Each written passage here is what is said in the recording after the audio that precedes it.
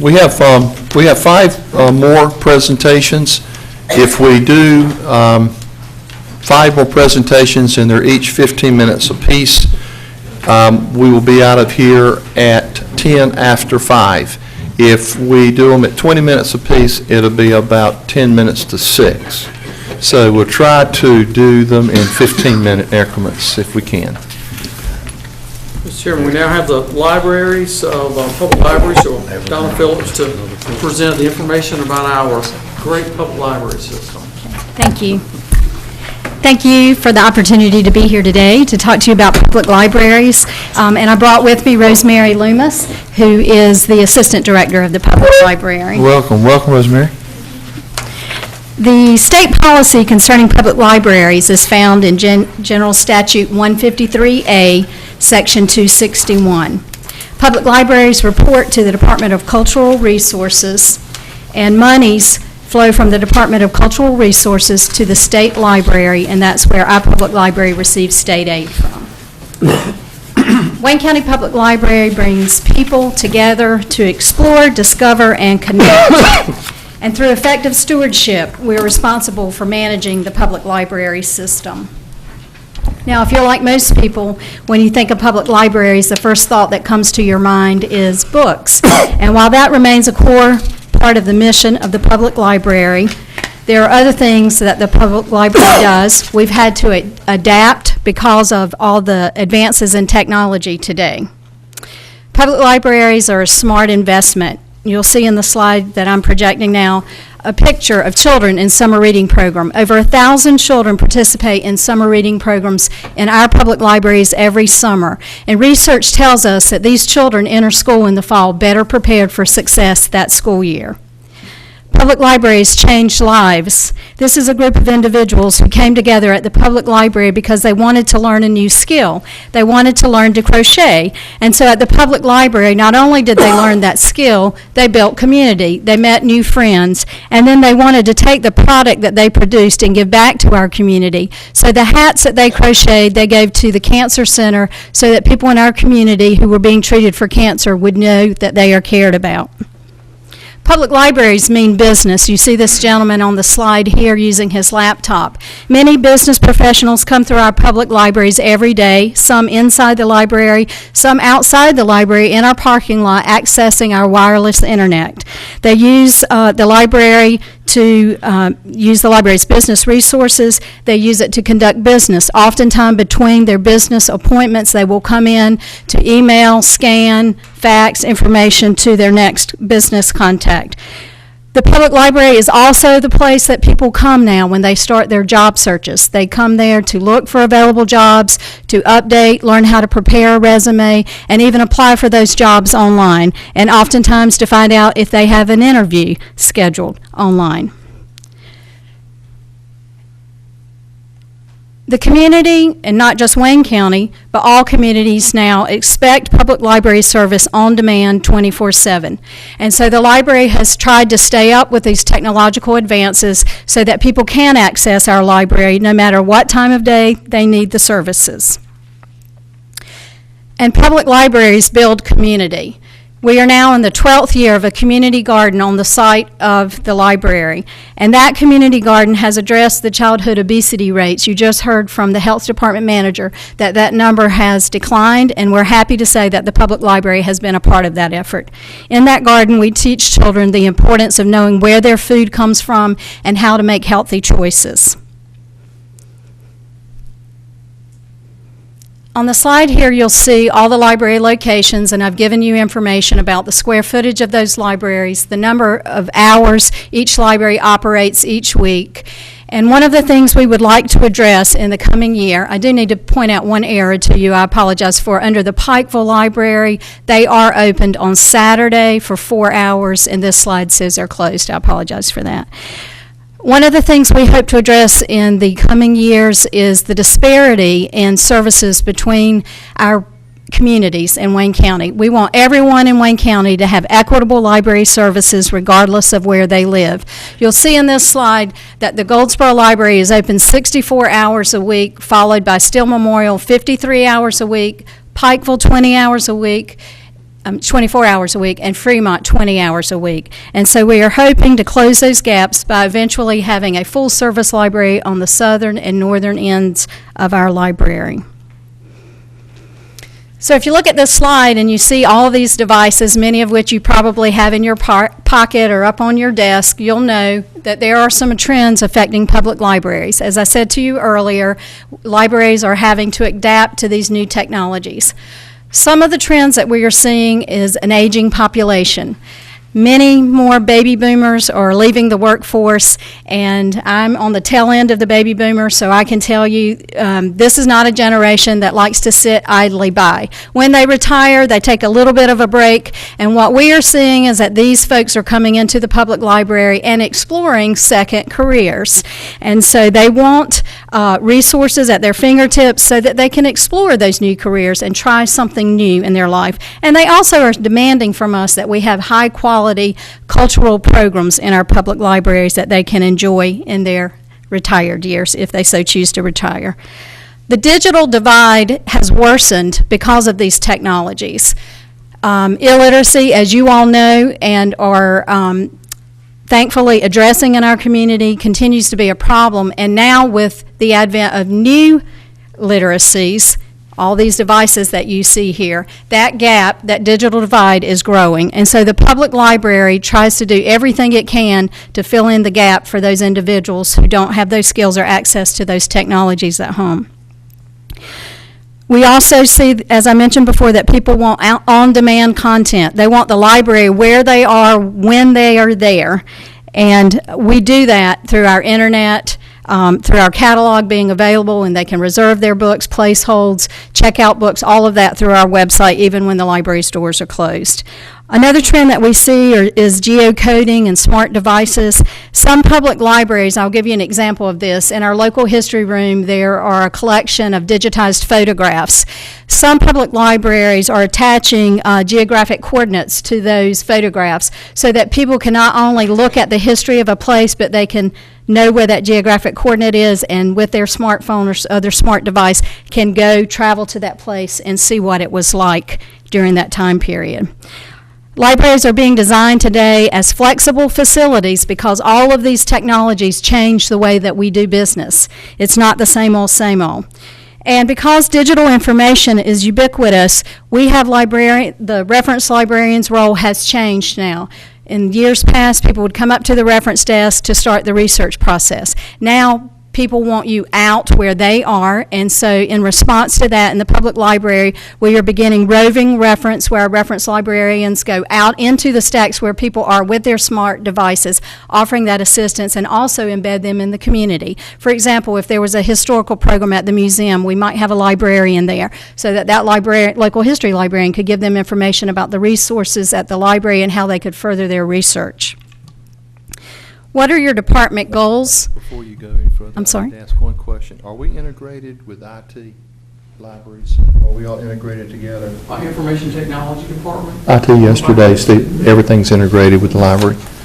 So there's a safeguard. The fiber system, but there are some differences because of security and because of, I'm going to get the words right, but for, I have totally lost the word, but there are folks have right to certain information that through our governmental system they may not be able to access, but in a library may.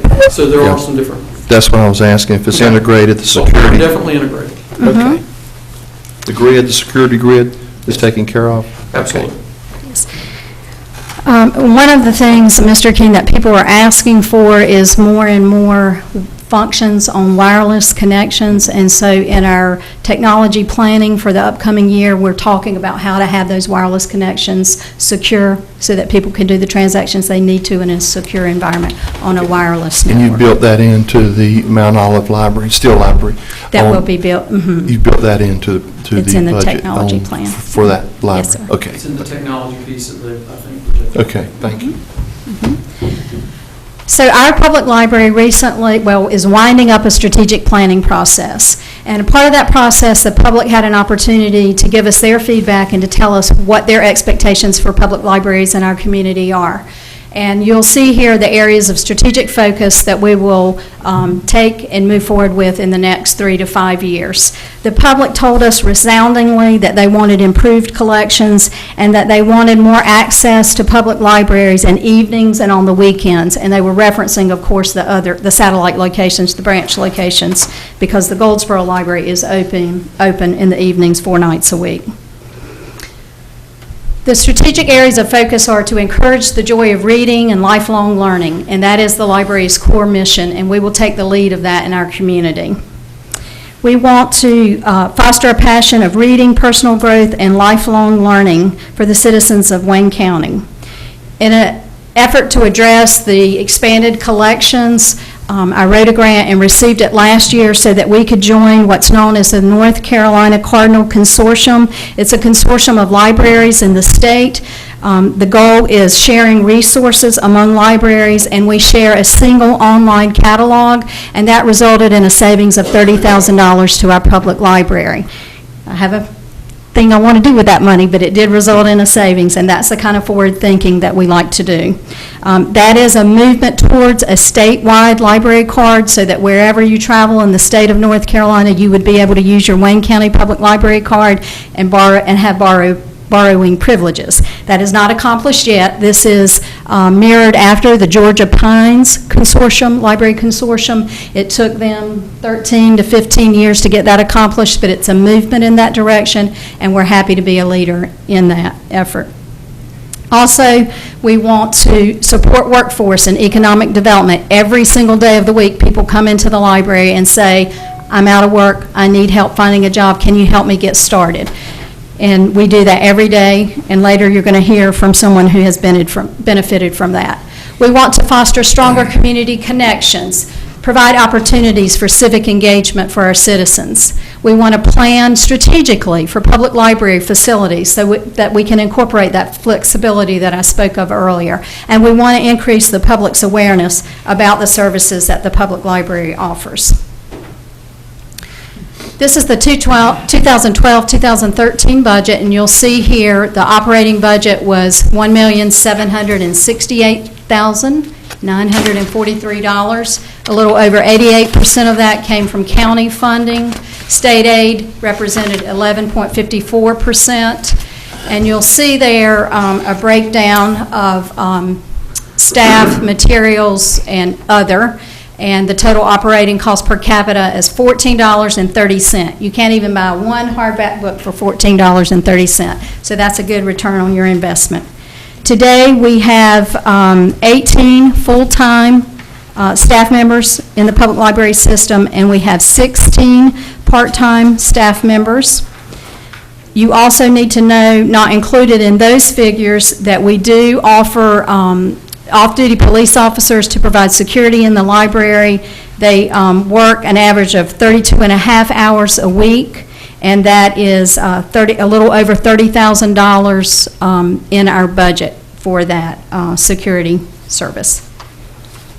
Our other funding sources are grants, like the one we received to bring the Discover Tech exhibit that many of you came out to see the other night. Thank you for that. To fund programs. We also receive support from the Friends of the Library, and the Library Foundation has just agreed to give me money to replace furnishings in all the public areas of the Goldsboro Library, which are badly needed. And I'll be happy to answer any questions that you might have. Thank you, Commissioners. I have a quick question. Mr. Pate? And I apologize for not Sure. looking at your website to see how far I can go Okay. in terms of a virtual library. What can you access? Me sitting at home, because I'm an old guy and I don't have transportation to get up there. But I have a computer. Uh-huh. How much is available now? If you have your library card, and you'll be asked to have a PIN number, and we can set that for you at the library, you can go in and you can check your account, see what items you have checked out. You can scroll through our catalog, and now all the other catalogs that are a member of the consortium, NC Cardinal Consortium. You can place items on hold, and you can receive through an email a notification telling you when that item is here at the library. You can come and pick it up. And we also, through our relationship with the state library, there is chat reference that is available through that state library. So you can have access to library services 24/7. You said he could download books and that kind of thing? Yes, we, thank you for saying that. We do, that was something that our public asked for, so we also joined a consortium that allowed us to bring ebooks to our community, and so now with the library card, you can download ebooks to your device, and you can also come into the library. You can schedule an appointment and book a librarian, that's what we call it. You can book a librarian, bring your device in and say, as people often do, my grandchildren gave me this thing, what do I do with it? And so that librarian will sit down with you one-on-one and instruct you on how to use it and how to access those resources. You can also download audio books through those devices. That'd be a great cost savings, because my wife, in her Kindle, I know. Okay, okay. Send her to see us. My cost too. And we'll help you. Other questions? When you have computers, is there a way of restricting computers with viewers to maybe deter them away from gaming or inappropriate viewing? How does that handle the library? Okay. In the public library, Mr. Keene, we operate, of course, under the Constitution of the United States, and so all of our computers in the public library have filters on them. And we have those filters because of what is known as the Child Internet Protection Act, and they are on all of our computers in the library. Filters are not perfect, if you know anything about filters, and so they block everything, supposedly. That's the idea. So a person who may want to do legitimate research on something such as, I've been diagnosed with breast cancer and I want to learn about my disease, would type in breast cancer and the filter would block them because of the word breast. In that instance, an adult can ask to have a filter cut off. I've been with the library 16 years, and I can count on one hand the number of times that a person has asked to have the filter cut off, but that does happen. We do have what we call, it's a screen protector on the computers, and that's because now more and more people are doing online banking, transactions where they're putting personal information in, and those screen shields are there so that people cannot stand behind you and access your information. We also have in the public library, we had the public say to us, I'm going back to school. I'm trying to continue my education, work on my degree, and I need a quiet place to access the computers. So we did create a space in the library that we call a computer lab, and that is space available for people to come in and to have a quieter place to do their schoolwork. Thank you. Mm-hmm. Any other questions, comments? So, Mr. Chairman. Yes, sir. You, Mr. Mann. Yes, Yes, workforce and economic development. I did not know that the library was part of that. A lot of people are not aware of that. We take seriously our role in supporting businesses in our community. Many small businesses start their research at the public library. We have books on how to apply for grants, what grants are out there, how to write a business plan. We partner with Wayne Community College, and we have folks from their small business center come over and do workshops for people at the public library who are interested in that kind of research. And we have at least one business in town that I know did her research at the library and started her business, learned how to write her work plan and all of that, and we celebrate along with her. That's great. Mm-hmm. And there, I would just Mr. like Carty? to, thank you, sir. I would just like to thank you for your leadership in working with the southern end of Wayne County to work towards our new library down there, and it's just a great job you've done, and I appreciate everyone involved in that. thank you, Mr. Cromartie. There is one little audio file that I would love to play for you, and I asked this gentleman's permission to play this, and he has granted it to me. And so if you allow me to, I want to... Yes, ma'am. Did we change? Okay, I'm sorry, Marcia. Just one more little on the last slide.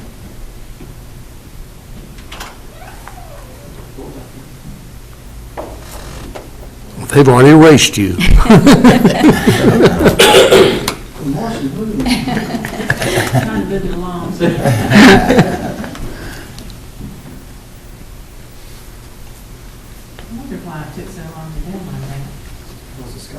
We can just go to the last slide.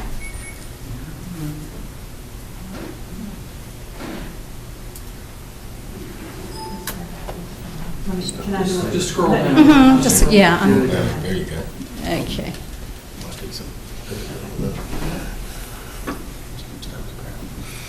Back up. Oops. Just back up and click on that, Marcia. Yeah. Click on the sound device. Okay, Donna, take your hands off. Okay. Leave it alone. Stop. Don't touch it. Hi, my name is Robert Martin. I just want to call and give kudos to the Steel Memorial Library in Mount Olive. I've been out of work for 18 months, and I went in and done some online applications and needed some help with my resume and different things that I really wasn't that familiar with. They were so helpful. I had a great resume. I got it sent off, and I got hired on. Got a job in a month of them going in and helping me. They helped me through the entire process. I just want to give them all the highest praise I can give them. They are great. I asked his permission, and he asked me to let you know he still has the job, and he's had 2 promotions since then, and he thanks you for public library service in Wayne County, as do I. Yeah. Thanks, Ms. Thank you. Thank you so much. Well, that's good stuff. Yeah, it is.